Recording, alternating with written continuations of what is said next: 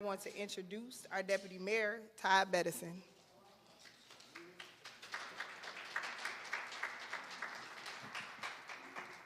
Well, thank you, Shyla, for hosting us here today, and what a beautiful facility this is.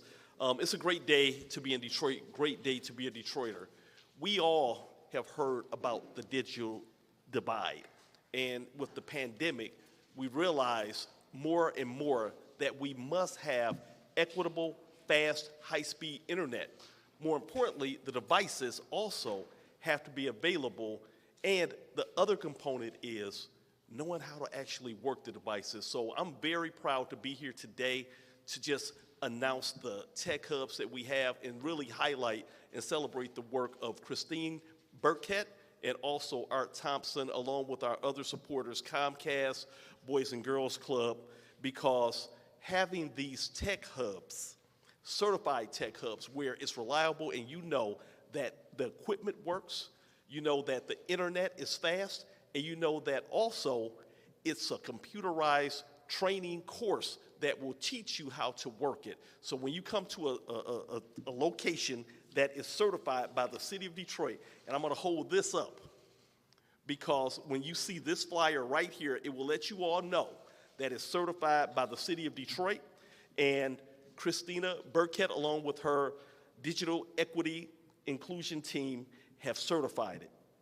And so equitable high-speed internet, along with digital literacy tools, mean the difference between success or failure for our residents, whether they're working on homework, their schoolwork, finding a job, or accessing telehealth, navigating to be able to get access to high-skill workforce training tools as well.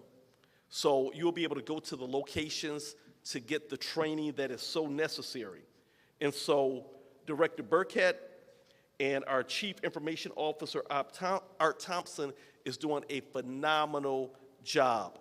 This right here is so important, and I'll emphasize the fact that throughout the country, you hear the conversations of individuals not having access, but in the city of Detroit, we know that we're gonna keep on working to shrink the digital divide, and this is a first step where we have these 8 tech hubs, and at this point, without further ado, I would like to bring Christina Burkette of the Office of Digital Equity and Inclusion to the microphone. Christina.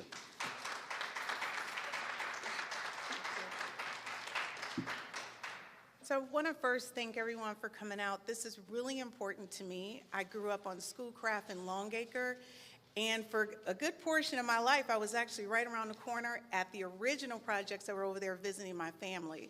So to have the first certified tech hub here at this Boys and Girls Club is a huge accomplishment for me because it's in my neighborhood. The importance of this started under the direction of Art Thompson, who's my boss.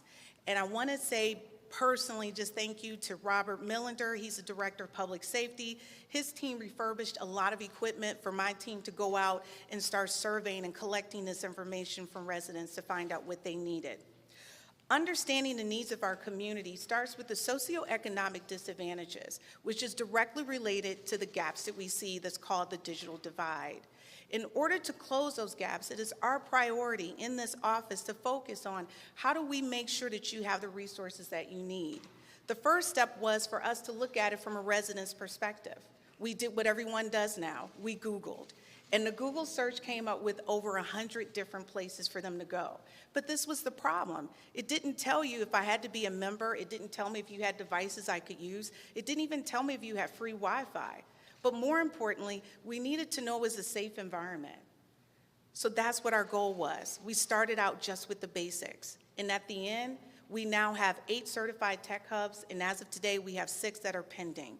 Our goal is to have 5 certified tech hubs in every district because we have 220,000 residents that are at or below poverty. And it's so important, if we don't provide them with the basic digital literacy skill training that they need, they'll never skill up for those opportunities for job placement. And in turn, we want to make sure that we're offering IT workforce development and training in each of these tech hubs. It's our job in the Office of Digital Equity and Inclusion, as we say in our department, just do it. It's the Department of Innovation and Technology, and that's what we do. We just do it. So the goal is, at the end, I'm going to track how we look at success basically by the number of people that we help. So over the next 3 to 5 years, our goal is to have 40% increase in fintech, which is online banking, 30% of residents using telehealth, 20% of our residents certified in Microsoft or Google, and 50% of our residents starting careers in IT. Bridging the digital divide starts with access that ends to closing the socioeconomic disadvantages. And this story started out with one lady at a bus stop. And I have to tell you this story because if she's watching, she knows who she is. It was raining really hard, and I was riding past Rosa Parks bus station. And this older woman was standing there with all of her bags, and I jumped out and I showed her my ID. I said, "I'm not here to hurt you, I just want to help you." I said, "Where are you going?" She says, "I'm going to the bank." I said, "The bank?" I said, "You can do it on your phone." And she looked at me and I said, "Let's get out of the rain, get in my car." I called my girlfriend at Bank of America, and I said to her, "Can you help me? I'm going to grab her phone, I'm going to log into her account." We walked through the entire process, and at the end, I took her phone and took a picture of the check, and my girlfriend said, "Yes, ma'am, your check has just been deposited." That woman had no idea that she didn't have to catch 3 buses. That's what started this. Because that one woman, now she calls me once a month, which is not a big deal, and I do it with her over the phone. But the point is, folks, that's bridging the digital divide. It starts with one person. So my ask for everyone is when you see someone who you feel that needs help in technology, go to our website, because we do have resources there to help you. Why? Because our department is DO-IT, Department of Innovation Technology, and that's where we live. So thank you very much. I would like to now introduce Shannon Dillon. She is like an amazing person. She is my Comcast guru. She is the Director of Community Outreach. And I just want to say, you talk about partners, it's nothing like Comcast. They are amazing with the work that they've done with us, and they continue to do with the city of Detroit. Shannon?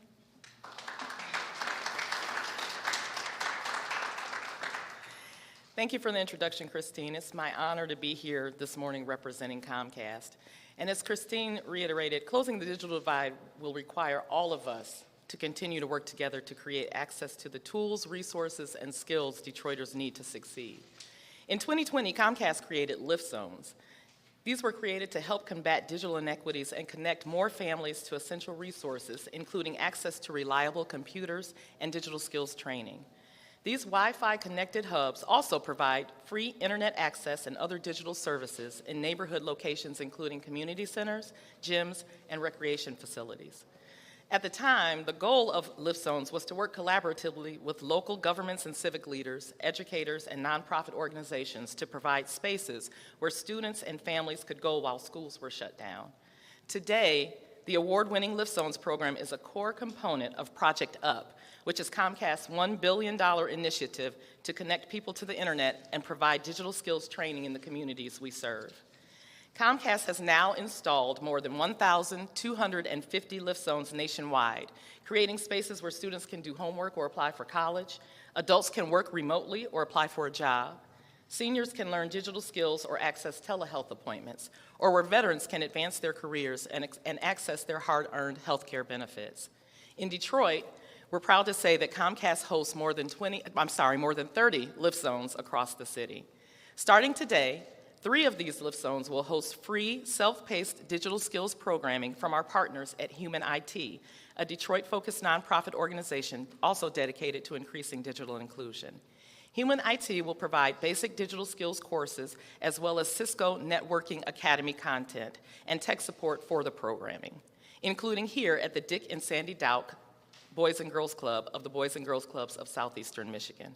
With the city's support for these Lift Zones as certified tech hubs and the resources Lift Zones and Human IT provide to students, families, seniors, and veterans, Comcast remains focused on ensuring Lift Zones continue to make an impact here in the city of Detroit. And now I'll turn the floor back over to Shyla. Thank you.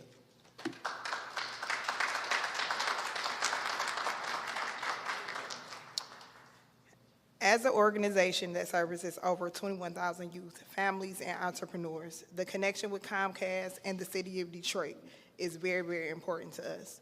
This connection allows us to provide resources that helps with the training that is needed to make the most of our community's educational, professional, and personal development. We've been a part of bridging the gap of the digital divide since our first Live Zone partnership with Comcast and the City of Detroit in 2020. And as BGCSM, we are thrilled to be one of the first 8 certified tech hubs in the City of Detroit. Thank you.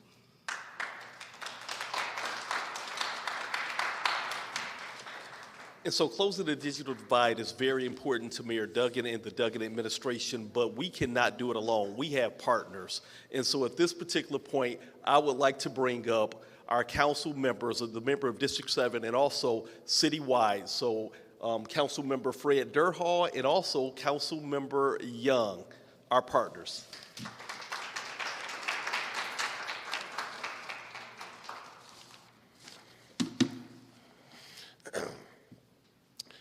The greatest thing you could do with your life is something that will outlast it. Because of the dedication and hard work of what the people in this room have accomplished, we could say that we are working towards a more equitable and inclusive city. A city that has opened the door to all of its citizens for a technology-filled life. What does that mean for us? It means better paying jobs. It means a higher quality of life. It means students being able to do better schoolwork and homework. It means that we are scheduling better bus routes. It means more effective health care and telehealth, the Deputy Mayor just mentioned. It means that we can have better food delivery as a result of equitable access to technology for all Detroiters. We are closing the racial divide. We're closing the digital divide. More importantly, we're closing the humanity divide for Detroiters. Because of the fine people in this room and their outstanding work, we can say unequivocally with one clear voice, never again will Detroiters be left out of the power for tomorrow. Now we can say to the world, welcome to the future of Detroit.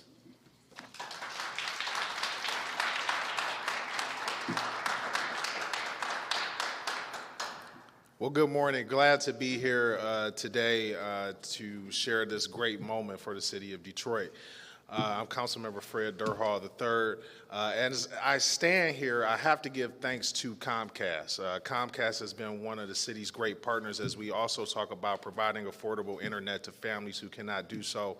And now we're connecting it and bringing it right into our communities and our neighborhoods to ensure that they have access. I'll be brief, but again, standing here, I remember I was here a little bit over a year ago and we were talking about these tech hubs and putting them in neighborhoods so residents can have access to technology, access to internet. And one of the things I thought about coming up to the center today was that I think we often take for granted about our internet or us being connected, because most of us are, even through our cell phones. But I was thinking back about the internet and times at AOL when you had dial-up and you had to hear that crazy sound. And then folks actually put the www dot in the address bar when you were trying to visit a site. And that www dot meant World Wide Web. And so on the way here where I'm thinking of that, I'm thinking about how a lot of folks are not connected to the World Wide Web. It means they're not connected to the world. They're not connected to what's going on in the news. They're not connected to our government, city council meetings, or press conferences as such today because they don't have the ability to get on the internet. They don't have the ability to look for jobs. They don't have the ability to find resources that will help them and help their families. So I am glad to be here today, particularly here at the Boys and Girls Club, and they provide many services for families throughout Southeast Michigan. But being a tech hub now, right in this neighborhood, is just indicative of a great partnership between Comcast, the City of Detroit, and Boys and Girls Club of Southeast Michigan. And when we talk about folks who really understand what this means for our community, as leaders sometimes we talk about it, but there are the folks on the ground who are community leaders, who folks come to their homes to even utilize their computers, utilize their internet, before we had these great tech hubs that we're building. And I'm going to bring up two of the greatest partners. I am a little biased because we stand in District 7, and these two wonderful ladies are from District 7. But I know they are great community leaders. And I would love to bring up Ms. Veronica Armstead as well as Ms. Gwendolyn Jones to let you know what this really means to our community, what it means to our residents, and how this will help us move in the future. So Veronica and Gwen, I'd love to bring you up right now.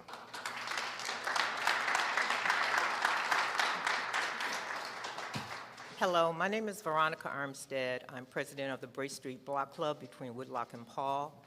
And I first would like to thank the City of Detroit, Christine Burnett, Comcast, and the City Council, and all those who have helped make this possible. This is a great opportunity for our community. I know my residents in my block club will be more than happy to hear about this. So many of my residents do not have Wi-Fi. They do not have Wi-Fi, nor do they have computers. So this is a great opportunity for them. So I thank you very much. I wanted to thank the mayor, the councilmen, everyone that got together to bring this great opportunity to the people in my neighborhood. I am associated with our block club, Hayden Street Block Club, and Franklin Park Community Association. So this is wonderful, and I'm so glad that it is here in our neighborhood. It's not far from where I live. Less than 5 minutes away, I can get here. I'm retired, and there's a lot. I'm computer savvy in some things, but there's other things that I want to learn about, and this gives me the opportunity to do that.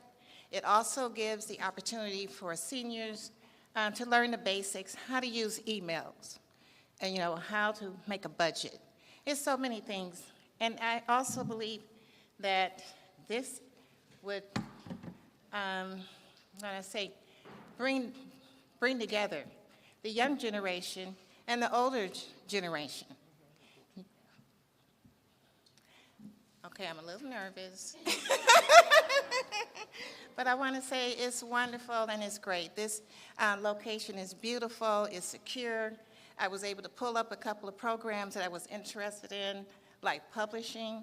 So it's not just for basic programs. And I'm just glad it's here. And I want to thank everybody.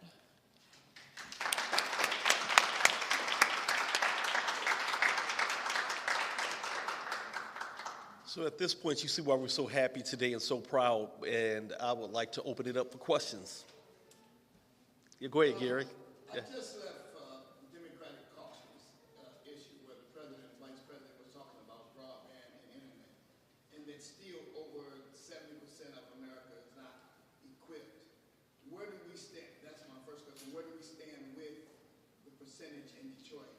And then Comcast, what are we doing about, like I moved over a year ago, they still registering my Comcast at the other address.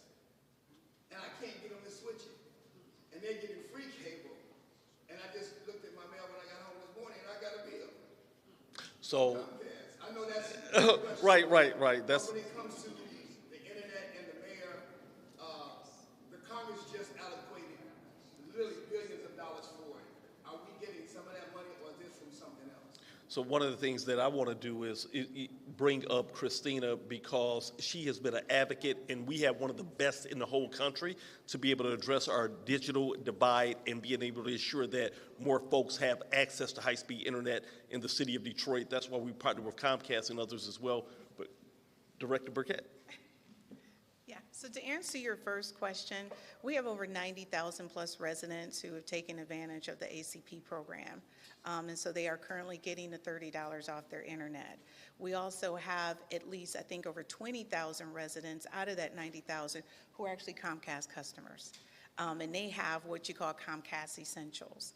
So if it's between Verizon, AT&T, T-Mobile, Comcast, and 123Net, we're providing as much service as we can, and we will continue to do that. If you go to our website right now and you click Affordable Internet and you type in your zip code, it will give you all the ISP providers, which you call internet providers, that are available for your zip code. And so we're still helping you even after ACP. And answer your second question, Comcast said they will assist you right after. Part of my first question, Yes. Congressman Clyburn mentioned about some people complaining they're not able to get all services with that $30, and is the city of Detroit doing anything to make sure that, let's just say you get that box from T-Mobile. What are we doing to make sure that $30 can apply to any kind of internet, or is that possible? Because the Congress seems to think that it should be available for all services. So it's available for internet, and I think that's the one thing that we've done really well in educating our residents. There's a difference between cable and there's a difference between internet. So Comcast can provide you with cable channels. I personally have internet through Comcast, but I don't have cable. So that's the difference, and I think a lot of times people see their cable bill.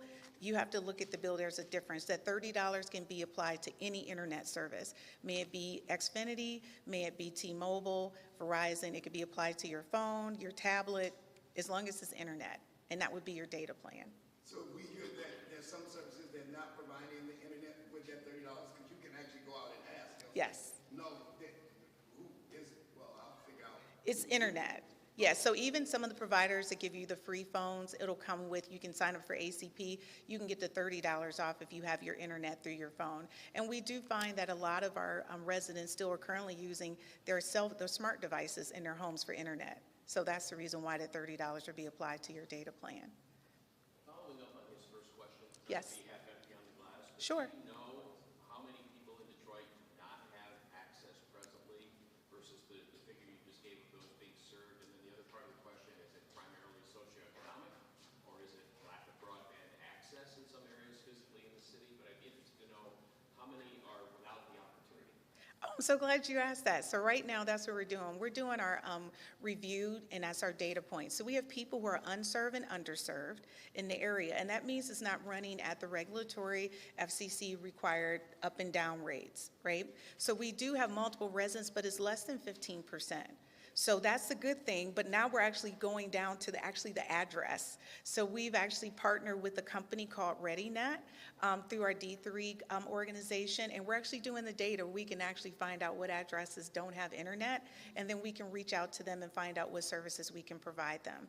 And that's through our website, but also through our corporate partners, which Comcast is one of them. And just to let you know, Comcast covers over 90% of Michigan, so you can't go wrong with that partnership. So it's not like there was a structural shortcoming in terms of broadband access availability to the customer.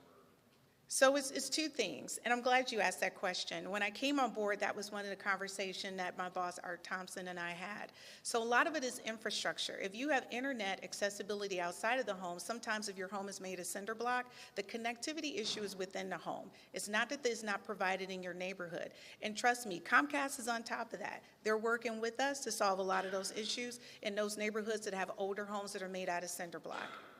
What equipment-wise? And I'm only saying it because the president said it on Thursday. Yes. They've put a lot of money out for equipment, laptops and tablets. And he said we're not a third world country, that Wi-Fi should be available throughout the neighborhoods, like it is when we went to Cuba. Are we doing anything, Comcast, for it to not bother your bottom line money and make sure that it's available for the people? Is that possible? So a couple of things, just to answer your question. Any City Detroit facility has free Wi-Fi. So if you go downtown, any of our buildings, our parks, you have free Wi-Fi right now. You have to understand when you provide free Wi-Fi, it's open access in any public area. So anyone has access to it. We don't want to put the onus just on Comcast or Xfinity to provide us, right? But it is, yes. Does that bother their bottom line if it becomes, if what the Congress and president wants to do is make Wi-Fi available for everybody? In their homes? Does that bother the business? Comcast, if y'all can answer that. Comcast. The president and the Congress just at the issues. I don't know enough about what they're proposing to be able to. They're proposing that we have Wi-Fi throughout the neighborhoods, especially low-income neighborhoods where people don't have to go to a remote location. Would that bother y'all bottom line to do that? Well, I think it would depend on how it was provided. There's a lot of details there that I couldn't comment on at this time. I just don't know enough, sir. Okay. But didn't you provide lifeline essentials for like internet for everybody, Yeah, for so- like a low cost? So they have been doing that already. So for us, we're part of the solution right now because we have a very low-cost service offering that we offer to qualifying families. You can get broadband for $9.95 a month and a low-cost device and also digital skills training as a part of Internet Essentials. So we launched that in 2011 when we saw that there was a divide, and we've connected over 1 million Michiganders to the power of the internet, many for the first time through Internet Essentials. So we do want to be part of the solution. We also provide Wi-Fi hotspots in the communities that we serve, where people can walk down the street, and if you're a customer, even on Internet Essentials, you can access that Wi-Fi as you're going down the street and going to businesses. Director, could you speak to how the funding plays out? I mean, is the city paying into any of these hubs? And how are you, my other question is, how are you ensuring that these are spread across neighborhoods so they're not concentrated, for instance, on the west side versus the east side? I'm so glad you asked that. So to answer your first question, if you go to the City of Detroit Digital Equity website, you'll see a map. And the map is going to look at it by district. Our goal is to have 5 in each district. So right now, they're currently spread out, and that's our goal. I want to make sure that everyone across the city of Detroit can access it, and you can access that map from your mobile device right now. When you click on it, the icons will populate to tell you what's available at that particular facility. Now, to answer your second question, yes, the city of Detroit is actually putting funding into the tech hub, specifically to rec centers. So you guys will see over the next couple of years that the rec centers will all have new tech hubs with the latest technology. So we're putting money into our own facilities in our own neighborhoods. We're making ourselves apply. I'm sorry? We're making ourselves apply. Yeah, we're making ourselves apply. So what is that costing the city? And is it being used by ARPA funding or is it general fund? So right now, I think, what is that, is ARPA funding? I'm looking at him.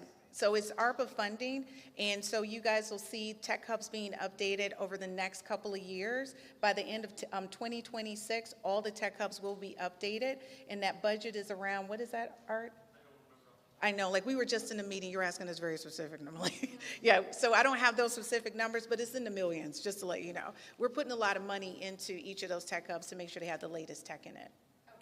And then final question is, now that we're on the topic of ARPA, digital divide bucket has what, about like 33 million at what I saw the latest. Yes. So far, half of that has been programmed, 11 million obligated, 2 million has been spent so far. Any idea what the other half might be programmed toward, or is that going to be going toward this? So one of the things that we're working on right now is that we know all the devices that have been given out. We want to make sure that the residents have tech support. They don't have the capability of going to a Best Buy, right, or to an Apple store to get their devices fixed. So we're looking at putting that money into those spaces and also providing some additional training and certification. So we're putting our money right where it needs to be and making sure that we keep those devices going, like Comcast, Human IT, General Motors, a lot of our digital equity partners gave out devices starting in 2019. At this point, they need servicing, and we knew that. So we're going to be working on that, and that's our next thing. So that remaining money, that's where you're going to see it go. Is there anything to do to upgrade, not upgrade, to churches and specific people got those devices to pass out? By the time the regular community found out, all of the members or either, like at Northwest Activity Center, there was a list. People would show up every morning. I took pictures of the line. What are we doing to make sure that everyday left out person who needed, or for homework or whatever, I mean, I've literally had people use my computer for homework. That shouldn't be. And then I try to find centers. How many centers like this will be made public? Well, I know you're going to try to make all of them public, but how do we educate the people to know where they can go to get help? And if there are more devices coming to be given to people who didn't get in the first one? So the answer to the first question, we have 220,000 residents that are at or below poverty.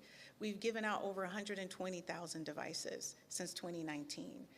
Now what we're doing is, every person who's gotten a device, we want to make sure you have access to them if you didn't get one. And that's the purpose of the tech hubs. So these are in locations, may it be rec centers or Boys and Girls Club or faith-based organizations. If you want to be a certified City of Detroit Tech Hub, you just have to go to our website and apply.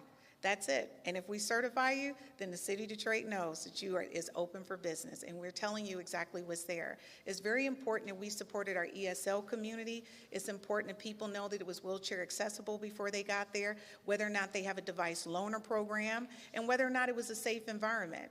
And those are the things that we look at. Outside of having devices available and free Wi-Fi, we also promote whether or not you have basic digital literacy courses there, and also IT workforce training courses. So, and our next thing that we're going to be adding, because the teenagers told me they want gaming, so that's our next thing that we're adding, because they said that was part of the digital divide, right?